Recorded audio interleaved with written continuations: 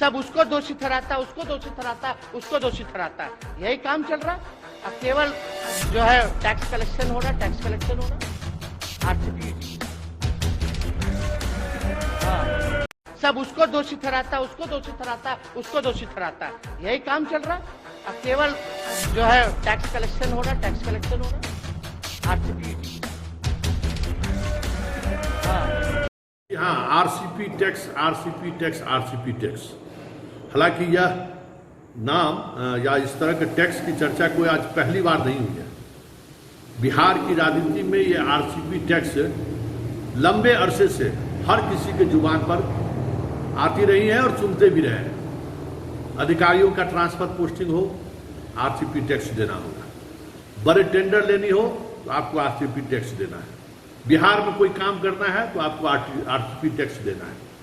लेकिन ये चर्चा विपक्ष के लोग करते थे, लेकिन अब ये चर्चा जदयू भी करना शुरू कर दिया। और जदयू के प्रदेश अध्यक्ष ने अपने पूर्व राष्ट्रीय अध्यक्ष आरसीपी सिंह को एक नोटिस दिया है। और उस नोटिस में उन्होंने कहा है कि आपका जो चुनाव के दौरान आपने जो शपथ पत्र जमा किया था, भरा था, उस शपथ पत्र में जिस संपत्ति की चर्चा आपने की है और जो नालंदा जिला प्रशासन से या नालंदा से जो खबरें आ रही हैं, 40 से 50 एकड़ जमीन आपने 2013 से लेकर 2022 के बीच खरीदारी की है, उसका कोई जिक्र नहीं है। अपनी बेटी के नाम से आपने खरीदारी की है, उसका कोई जिक्र नहीं है। आपकी बेटी के रिटर्न फाइल में भी इसकी कोई चर्चा नहीं है। उनकी बेटी लिपि सिंह अभी सहरसा एसपी है, उन्होंने भी इस जमीन के खरीद के बारे में कोई सूचना जो हर वर्ष उनको विभाग को देना है, संपत्ति का ब्यौरा देना है, उसमें उनकी चर्चा, उन्होंने उस जमीन की चर्चा नहीं की है। साथ ही आरसीपी जो जदयू का अपना पार्टी का जो संवैधानिक प्रावधान है और नीतीश कुमार का जो जीरो टॉलरेंस भ्रष्टाचार को लेकर जो चर्चाएं होती रहती हैं, उसको लेकर उन्होंने एक प्रावधान बना रखा है कि पार्टी के भी जो बड़े अधिकारी हैं, पदाधिकारी हैं, सांसद, विधायक हैं, वो भी हर वर्ष अपनी आय की संपत्ति की घोषणा करेंगे। उस संपत्ति में भी उस संपत्ति की कोई चर्चा उस घोषणा में नहीं है। तो कहीं ना कहीं आप कह सकते हैं कि आरसीपी पूरी तौर पे घिर चुके हैं। और अब जिस तरीके से लगातार उन पर घेराबंदी किया जा रहा है, इतना तय मानिए कि अब ये मामला आर्थिक अपराध इकाई के पास जाएगा और उनकी मुश्किलें बढ़ेगी, ये भी तय हो गया है।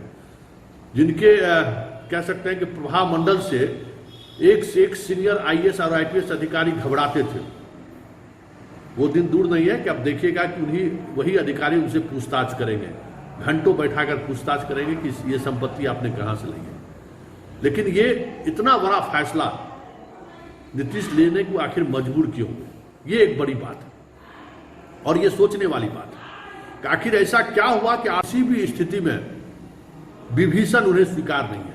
और खास करके ऐसे विभीषण जो बीजेपी से काफी करीब रहते हैं। चिराग पासवान के क्या हश्र हुआ, उन्होंने आपने देखा ही होगा कि चिराग पासवान को विधानसभा चुनाव के बाद जिस तरीके से बीजेपी के हनुमान की बात करते थे, उनको जमींदोज उन्होंने कर दिया राजनीतिक रूप से। अब बारी आरसीपी की है और इतना तय मानिए कि इस कार्रवाई के सहारे आरसीपी के खिलाफ बड़ी कार्रवाई की एक रणनीति तैयार की गई है और इसके सहारे अब आर्थिक अपराध इकाई तक इनकी शिकायत जाएगी और बिहार पुलिस इस मामले की जांच कर सकती है। लेकिन आखिर इतनी दूरियां बढ़ी और उसके बाद इस हद तक नीतीश उतर आए, उसकी वजह आप समझ गए। बीजेपी एक बड़ी वजह है और संकेत साफ है कि आने वाले दिनों में जिसकी चर्चा हम लगातार करते रहे हैं कि बीजेपी के भी अब मंत्री, अधिकारी, ऐसे अधिकारी जो बीजेपी से सॉफ्ट रहते हैं, उनके लिए संकेत साफ है कि जब हम आरसीपी पर हमला कर सकते हैं, आरसीपी के खिलाफ जब कार्रवाई कर सकते हैं, तो आप भी सचेत रहिए, आप पर भी कार्रवाई हो सकती है। और हमें लगता है कि जो हाल के दिनों में बंगाल में जिस तरीके से ममता बिहार सरकार ने भी जो भी सामने बीजेपी के लोग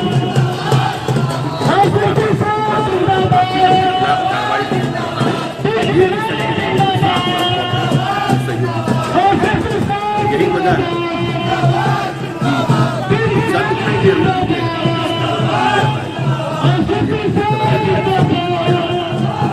सिर्फ आरोप लगाने से बात सत्य मौका देना चाहिए। ये जो बातें सामने आई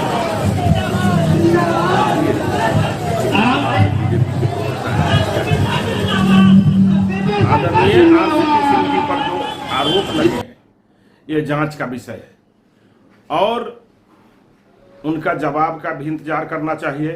और ये जनता दल यूनाइटेड का अंदर का मामला है, ये उनके दल के बड़े नेता और उनके अंदर का ये विषय है, उस पर हम लोग को बोलना उचित नहीं है। लेकिन आरोप लगाना और आरोप जिस पर लगा है उसका जवाब सुनना ये भी जरूरी है। और उसके बाद जिस दल के ये विषय है उस दल का ये मामला है, उस दल के अध्यक्ष का, उस दल के सर्वोपरि नेता का बात को सुनना चाहिए और उनका निर्णय ही सर्वोपरि है। बात यही खत्म नहीं हो रही है, अब कहिए बात आगे निकल चुकी है और आने वाले दिनों में बिहार में इस तरह की राजनीति जोर पकड़ेगी, ये भी साफ संकेत साफ है। क्योंकि नीतीश कुमार अब